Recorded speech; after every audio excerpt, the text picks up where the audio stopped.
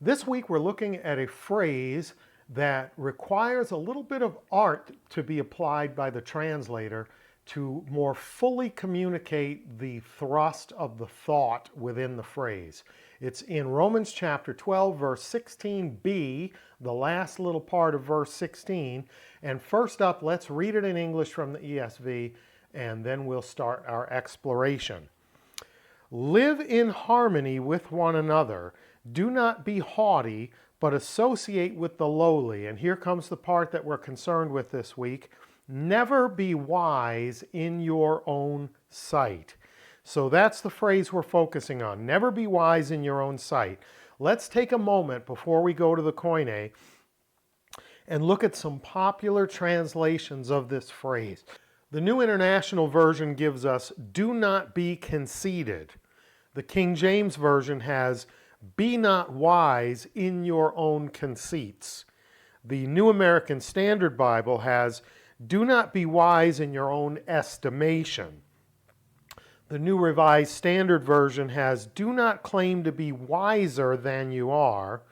The New Living Translation gives us, and don't think you know it all. And then back to the ESV that we already read, never be wise in your own sight. So there's quite a range of things going on here and quite a different range of English vocabulary. We have conceits, conceited, estimation, wiser, don't think that you know it all. We have a comparative in there, wiser than you are, implies a comparison between two things. There's a lot going on here, right? But here's the thing. Every one of these translations is a good translation, thought for thought, of the Koine phrase.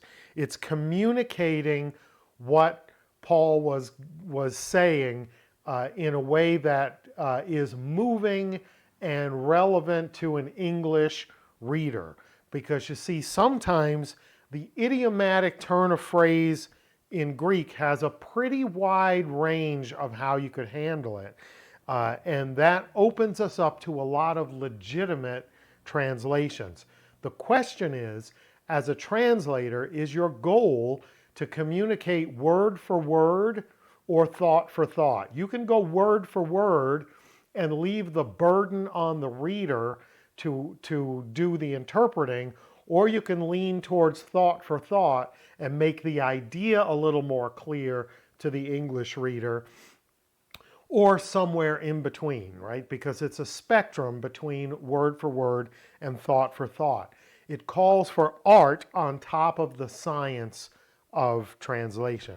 So let's take a look at the phrase in Koine. We'll work through it together, and then we'll go back and look at those translations again.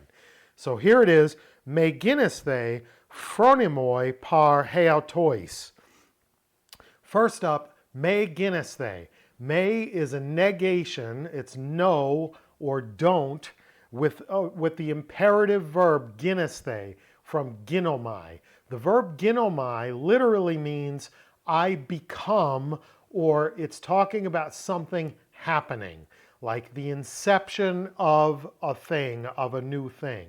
Here, ginesthe is in the present active indicative second person plural. So if we were to translate the imperative by itself, we would say, you plural become, or here's the thing also, the verb ginomai is frequently used in the subjunctive or other non-indicative moods in place of the verb eimi, to be, because becoming and being are related ideas, right? When you become something, then you are being that thing. So we could either translate ginesthe as you plural become or you plural be, but remember it's negated. So it's do not become or don't be, and because it's in the present tense, we could say like never be, don't keep being, never be blank. What is the blank? Phronimoi. This is a noun in the nominative masculine plural, and nominative nouns are usually the subject. So here it's like a predicate. Don't be or don't become wise ones or wise people. Do not be or do not become wise. Par heautois, para, for, and the reflexive pronoun yourselves, plural. Do not become wise ones to or for yourselves. That's what we have literally here. Do not become wise or don't be wise ones to or for yourselves. So let's go back to our list of translations and we'll start out with our own that we just did together. Don't become or be wise ones to yourselves. That's a little awkward, isn't it? So let's look at those other English translations. Do not be conceited. Well, that seems consistent with the thought, but we would have to, pardon the pun, we would have to concede that the word conceited isn't in the Koine phrase, is it? But the idea sure is, don't become wise ones to yourselves. Don't think of yourselves as wise ones. Don't view yourselves as wise ones, at least not without a really good basis. So do not be conceited is consistent with the idea, but not with the literal words that Paul wrote in Romans 12:16b. Do not be wise in your own conceits. Same point there, right? Do not be wise in your own estimation. So the to or for yourselves here, the NASB renders as your own estimation, even though the word estimation isn't explicit in the Greek phrase. Do not claim to be wiser than you are. There was no comparative in the Greek phrase, but surely the idea is there. Don't look at yourselves as being wiser than you actually are. Do not become wise ones to or for yourselves. And don't think you know it all, right? Don't put yourselves on the plane of being wise ones because you don't really know everything.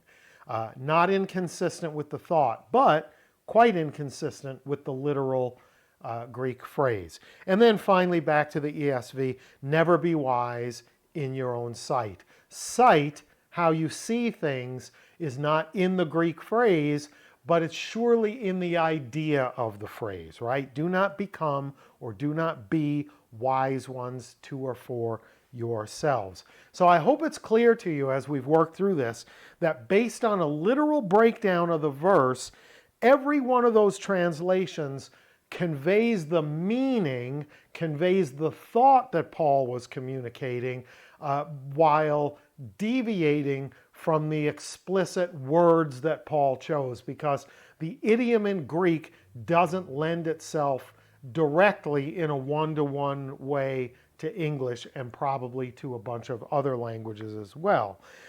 But all of those translations do a pretty great job of communicating the idea of the Greek phrase fairly well, right? Don't think of yourselves more highly than you actually are. Don't be conceited in the way you see yourselves. Don't overestimate yourselves. Don't think you know it all.